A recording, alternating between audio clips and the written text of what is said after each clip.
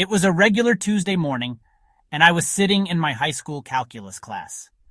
The room was filled with the usual quiet hum of students half listening to the teacher and half doodling in their notebooks. I remember glancing at the clock, counting down the minutes until lunch. Suddenly, the intercom crackled to life. Our principal's voice came through, but it was different this time, shaky and urgent. Principal, attention staff and students, we are now in lockdown. This is not a drill. Please follow lockdown procedures immediately. The room went silent. My teacher, Mrs. Carter, froze for a second, then quickly locked the door and turned off the lights. She motioned for us to get down and move away from the windows. We all scrambled to the corner of the room, trying to make ourselves as small as possible. I could hear my own heartbeat pounding in my ears. Someone whispered, "Is this real?" But nobody answered. We all knew it wasn't a drill. The school only did drills during homeroom, never in the middle of a class. For what felt like hours, we sat there in the dark, barely breathing. Every little noise in the hallway made us jump. At one point, we heard footsteps, slow, heavy, and getting closer. Someone outside tried the doorknob. It rattled, but the door was locked. I remember squeezing my friend's hand so tightly my knuckles hurt. After a few minutes, the footsteps faded. But the fear didn't. We had no idea what was happening outside that door. Some kids started crying quietly. Mrs. Carter whispered that everything would be okay, but I could see the fear in her eyes too.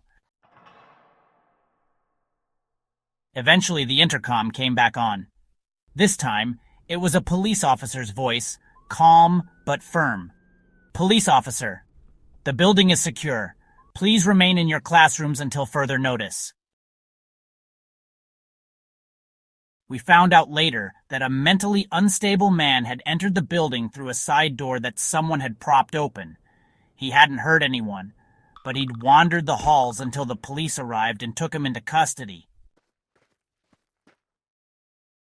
I'll never forget the feeling of sitting in that dark classroom not knowing what was happening, not knowing if we were safe.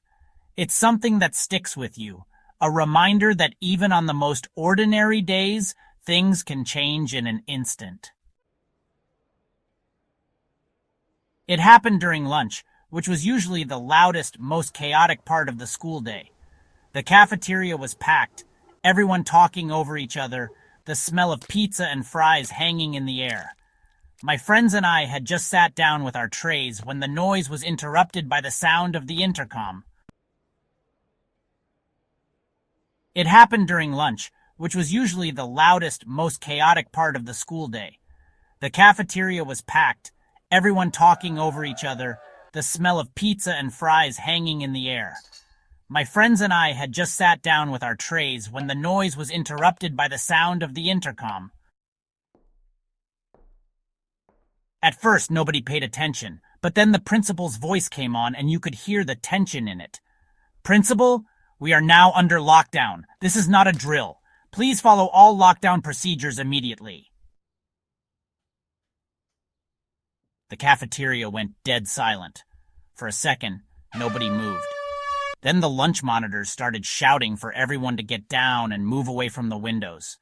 People dropped their food and scrambled under the tables. Some kids tried to text their parents, but the teachers were telling us to put our phones away and stay quiet. We all huddled together, packed tight under the tables. The only thing you could hear was the sound of people breathing and the occasional stifled sob. I remember looking at my friend, his face pale, his hands shaking. None of us had any idea what was going on.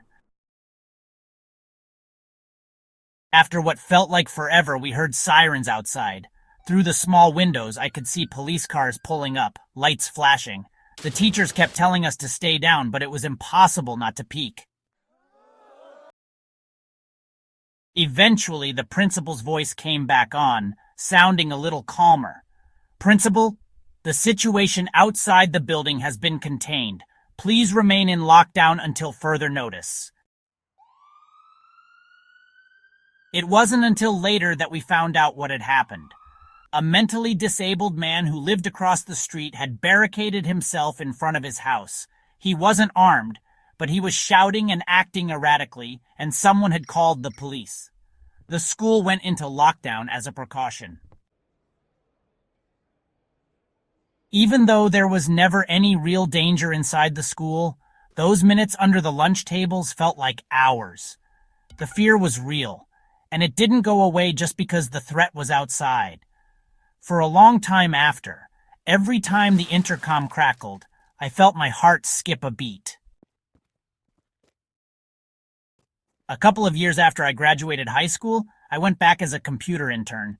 It was a weird feeling, walking the same halls, but this time as staff, not a student. My job was pretty simple: fix computers, help teachers with tech problems, and mostly stay out of the way. A couple of years after I graduated high school, I went back as a computer intern. It was a weird feeling, walking the same halls, but this time as staff, not a student. My job was pretty simple: fix computers, help teachers with tech problems, and mostly stay out of the way. One afternoon, I was working alone in the IT office. It was quiet, just the hum of computers and the occasional voice echoing down the hallway. I was halfway through repairing a laptop when the school's lockdown alarm started blaring. At first, I thought it was a drill, but then the principal's voice came over the intercom, shaky and urgent. "This is a lockdown. This is not a drill. Please secure your rooms and remain silent." I froze for a second, then remembered the lockdown protocol. I locked the office door, turned off the lights, and ducked behind a desk. My heart was pounding. Even as a staff member, I felt just as helpless as I did when I was a student. The hallway outside was silent. I could hear the faint sound of doors being locked, teachers whispering to their classes. Then footsteps, slow, deliberate, echoing off the linoleum. They stopped right outside the IT office. I held my breath, barely daring to move. Suddenly, someone tried the doorknob. It rattled, then stopped. I could hear my own heartbeat in my ears. Whoever it was stood there for a few seconds, then moved on. I waited, barely breathing, listening as the footsteps faded down the hall. After what felt like an eternity, the intercom came back on. This time, it was a police officer. "The threat has been neutralized. Please remain in lockdown until further instructions." It wasn't until later that I learned what had happened. A man with a gun had entered the building through a side door. Nobody knew who he was or why he was there. The police responded quickly and managed to get him into custody before anyone was hurt. Even now, I still remember the feeling of hiding behind that desk, not knowing what was happening outside the door. It didn't matter that I was staff or that I was older. In that moment, I was just as scared as any student. It's something I'll never forget. Thank you for watching, and please tell us which story you enjoyed most in the comments.